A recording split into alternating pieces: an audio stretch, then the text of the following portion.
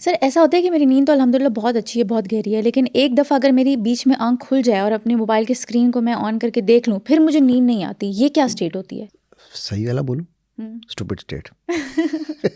क्योंकि आपने खुद ही अपने लिए देखो, आपको पता आई साइड वीक होने की एक बहुत बड़ी रीजन क्या है? क्या? Mobile phone obviously. जैसे ही आप जब नींद से उठ के मोबाइल को देखते हो ना, जो पहली नजर, हाँ। That is the most dangerous नजर। ओह! कहते हैं कि नींद से उठने के बाद कम से कम आधा घंटा इलेक्ट्रॉनिक डिवाइस नहीं देखनी चाहिए, कम से कम आधा घंटा। अब आप, और फिर दूसरी चीज मैंने अभी आपको क्या बताइए कि the maximum information entering your brain is through your eyes. बिल्कुल। तो आप नींद से उठे हो और आपने मोबाइल देखा है, तो कौन सी क्या देखा होगा आपने? कोई अच्छी इन्फॉर्मेशन तो कोई नहीं अच्छी ली नहीं होगी, होगी बिल्कुल भी। राइट? हाँ जी। जो भी देखा, मैं कहता चाहे आपने क्रिकेट का स्कोर देखा है, हुँ। But that is going to increase your brain activity from taking you out from theta to alpha to beta. अब जब आप बीटा में वापस आ गए हो, तो वो पूरे का पूरा स्लीप साइकिल आपने दोबारा से करना है। जो समझने वाली यहाँ चीज़ है ना, वो ये है कि ये ब्रेन भी एक मशीन है ना। बिल्कुल ऐसे ही। अगर आपने इसको 21 वाइब्रेशन पे ले लिया है, इसको भी तो स्लो डाउन करना है। आपको पता है, कुछ लोगों को कहते हैं मिर्गी जो होती है, मिर्गी क्या होती है? क्या होती है? मिर्गी इज, मैं अगेन लेमैन में बता रहा हूँ, मिर्गी is heightened vibration of your brain. किसकी वाइब्रेशन 70 80 60 70 पे चली जाए ना, ठीक है, उसको जूतियाँ सुखाई जाती थी। क्यों? जूती सुखाना होता है ब्रेन की अटेंशन डाइवर्ट हो, तो ब्रेन एक्टिविटी स्लो हो जाए। अच्छा। ठीक है, तो यही काम नींद के लिए है। आपने जब भी सोना है, ब्रेन की एक्टिविटी को स्लो करना है।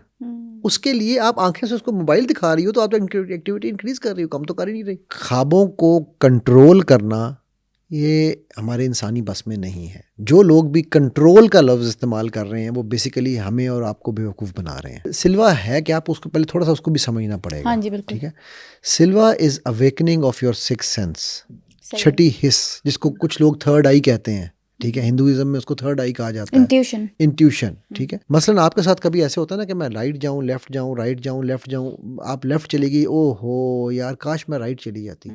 जो आपका माइंड है, जो इनर माइंड है, इनर कॉन्शियस है, उसका जो डिसीजन होता है वो हमेशा आपकी बेहतरी के लिए होता है। लेकिन हम चूंकि अपने आप को फन्ने खान समझते हैं कि मुझे हर चीज़ पता है कॉन्शियसली, तो हम अपने इनर सेल्फ को नहीं मानते। हम समझते हैं मुझे पता है कि मैंने क्या करना है। ठीक, so Silva is basically a shortcut method. मैं शॉर्टकट मेथड का लफ्ज़ यूज़ कर रहा हूँ कि वो काम जो ये जो योगी और मेडिटेशन करने वाले 10-10 15-15 साल लगाकर अपने माइंड के उस लेवल पे पहुंचते हैं कि उनको ये पता चल जाए कि यार जो हमारा माइंड सोच रहा है वो सही है या गलत है। ठीक है, उनकी इंट्यूशन पे उनको ट्रस्ट आने लग जाए, सही है। वो काम ये 16 घंटे की ट्रेनिंग करा देती है।